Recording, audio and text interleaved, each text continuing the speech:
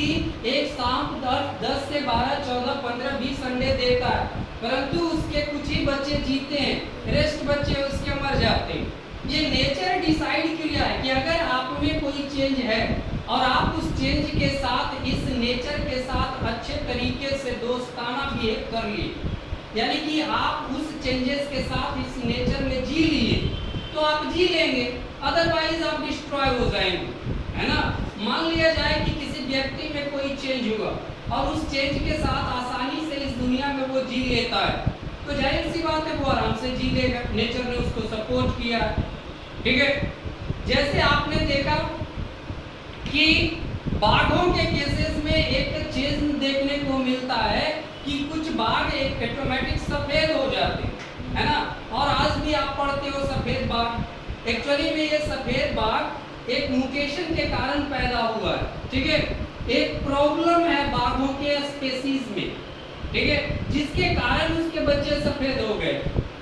अब वो सफेद होने के कारण देखो उसको बहुत, ऐसे भी सफेद बाघों की संख्या बहुत कम है, बहुत लिमिटेड। रीजन क्योंकि ये अपने सफेद रंग के कारण जंगलों में बहुत आसानी से दिख जाते हैं, इनको शिकार करना है, छुपना है ना।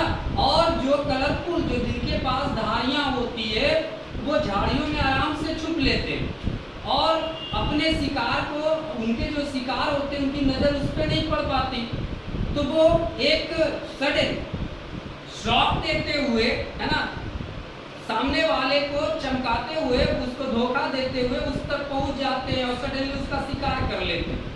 परंतु सफेद बाघों के साथ बेचारे दूर से ही दिख जाते हैं, तो उनको शिकार करने में दिक्कत होती है। अब बताइए ऐसे बाघ जी पाएंगे? नहीं जी पाते, परंतु कुछ बाघ जी लिए। तो आज आपको और हमको कुछ सफेद बाघ देखने को मिल रहे हैं, समझ में आ रही है ना बात।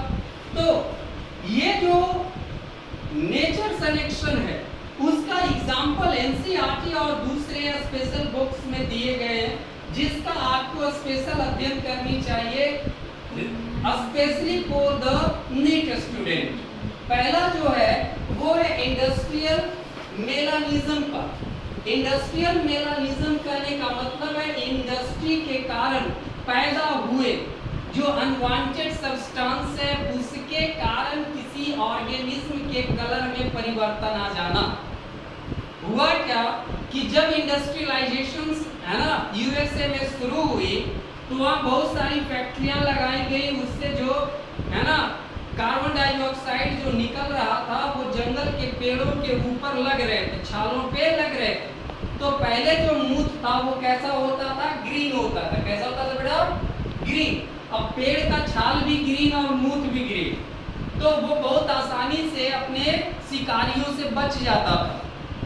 परंतु जब पेड़, है ना, इंडस्ट्री से निकले धुएं के कारण जब काले पड़ रहे थे, उसके छाल काले पड़ रहे थे, तो ये जो हरे वाले जो बीटल थे, जब उस पर बैठते थे ना, तो दूर से ही नजर आ जाते थे शिकारियों को। तो धीरे धीरे करके बीटलों में एक ऐसा चेंज आया कि कुछ बीटल्स ब्लैक कलर के हो गए, है ना। और जब ब्लैक कलर के वो हो गए तो वो पेड़ों के छालों के साथ बहुत आसानी से छिपने लगे थे, और इसके कारण जो हरे वाले थे वो आसानी से शिकार बन रहे थे, उनकी संख्या घट रही थी, और ब्लैक वाले आसानी से बच जा रहे थे, इसलिए इनकी संख्या बढ़ रही थी। देखते ही देखते जंगलों में काले बीटल की संख्या ऑटोमेटिक बढ़ जाती है।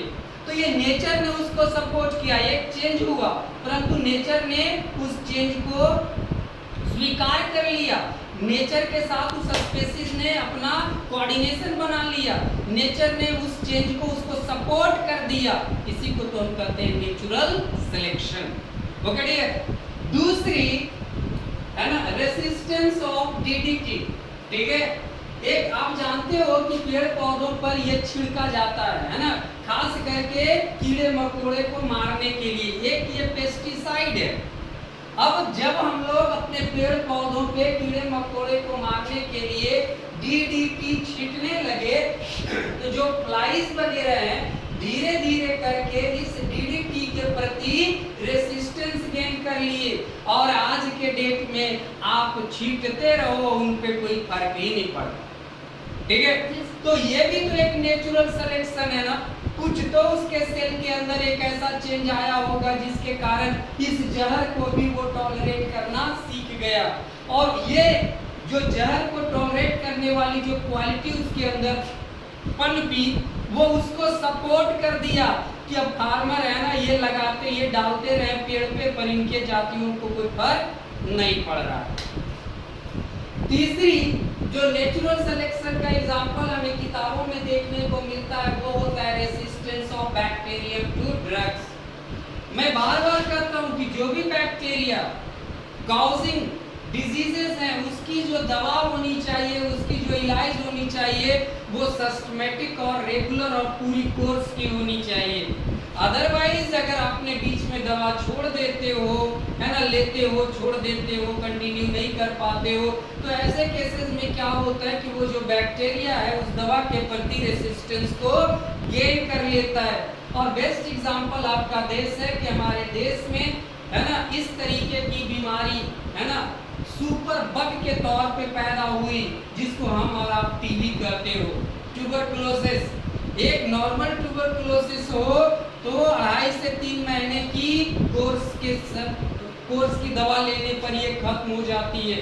परंतु हम और आपने क्या किया कि टीबी होने के बाद ये दवा सही तरीके से लिए नहीं, प्रॉपर कोर्स लिए नहीं और बीच बीच में दवा छोड़ देते, तो ऐसे में जो बैक्टीरिया जो टीबी क्रिएट की थी वो उस ड्रग्स के प्रति रेसिस्टेंस को गेन कर लेता है और धीरे धीरे वो दवा उस बैक्टीरिया पे बेअसर हो जाता है। तो देखो कोई तो चेंज उसके भी जेनेटिक म्यूटेशन, है ना, जेनेटिक मटेरियल में हुआ होगा जिसके कारण पहले जो दवा उस पर असर करती थी अब वो दवा उस पर असर नहीं कर रही है। यानी कि एक चेंज जो कि उसे इस जिंदगी को जीने में नेचर के साथ मदद कर रहा है, वो भी उसका एक तरह का नेचुरल सिलेक्शन है।